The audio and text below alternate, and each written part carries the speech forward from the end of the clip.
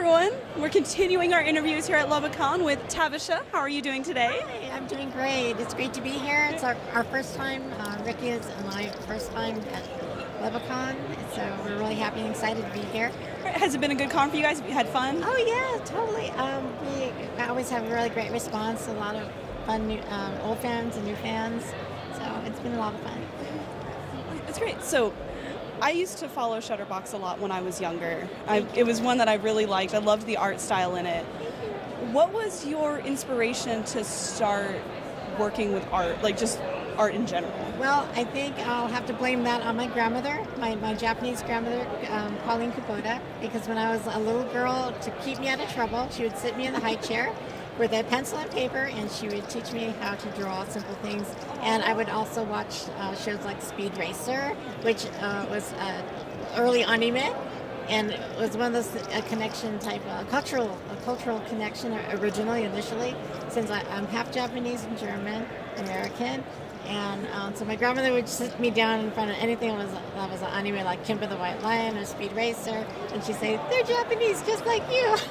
So I would try to mimic, the big eyes and all that sort of stuff. And I just ended up going to Japanese language school on the weekends, on Saturdays, and I had a favorite Japanese aunt, my Aunt Machan, and she gave me a whole set of Candy manga, and that was shoujo girls style comics in the 1970s, very popular series called Candy, and I was stuck. I was a total fangirl after that, ever since, for anime and manga, and that's the style I ended up adhering to, and I just decided when I grow up I'm going to make a shoujo, and I did.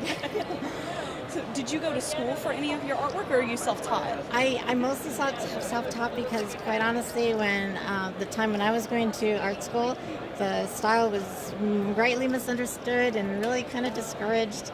So what I did was I went to community college.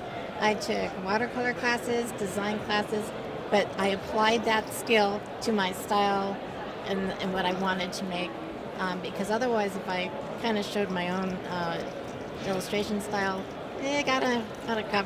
wasn't very widely accepted, unfortunately. So with Shutterbox, who came up with the idea first, and how did you guys start collaborating with it?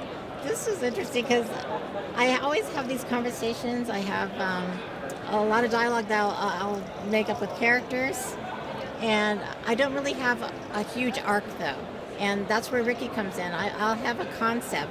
I'll have characters, I'll have dialogue, but Ricky's like my weaver, I make the squares for the quilt, and Ricky makes the quilt. If that's a good way to put it, I don't know.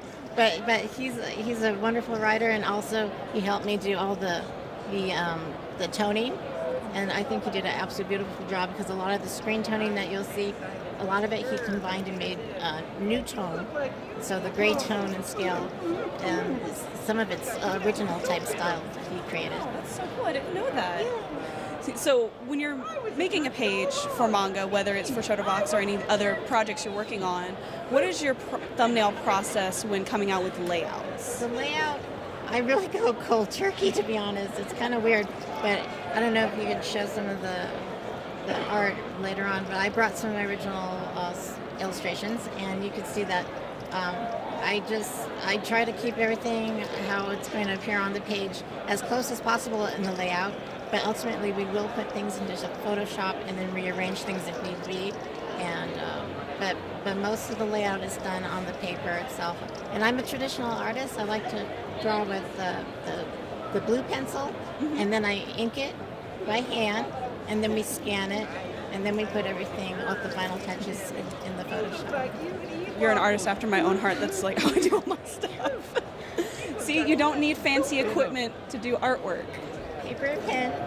Paper and pen. Remember that. Upcoming artists, remember that. Thank you so much, Tavisha, for talking with us. Thank you so much.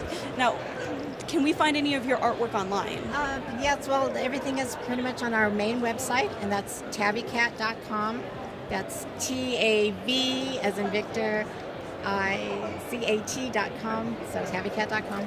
And pretty much all the links will be there from from Shutterbox to Reality Check. Our current comic, but we do weekly, is 2 days a week. It's on GoComics.com, and that's about us and the cats. It's called @TaviCat. But you can also see that on our main site as well. I can't talk. So sorry. Good. Thank you. And other than that, yeah, that's pretty much where you can find everything. So Awesome. Thank you very much, and be sure to check her out, guys.